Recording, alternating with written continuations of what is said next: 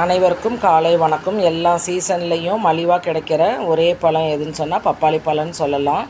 பப்பாளி பழத்தில் எண்ணற்ற சத்துக்கள் இருக்குது. Vitamin A, vitamin B, vitamin C, potassium, calcium, fibre எல்லாமே இருக்கிறதுனால நமக்கு இது மலச்சிக்கலுக்கு, செரிமான கோளாறுக்கும் ரொம்ப பயன்படுது.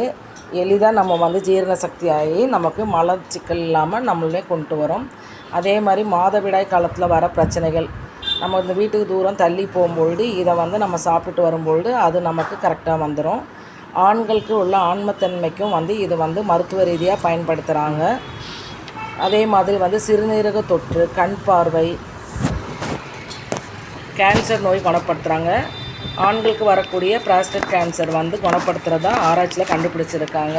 சுகர் கண்ட்ரோல், இதில் நீர் சத்து அதிகமாக இருக்கிறதுனாலும் ஃபைபர் அதிகமாக இருக்கிறதுனால இதுக்கு நமக்கு சுகருடைய அளவு கண்ட்ரோலாக வச்சுருக்கனால சுகர் பேஷண்ட்ஸ்க்கு இது ரெஃபர் பண்ணுறாங்க. நல்லா சாப்பிட சொல்லி.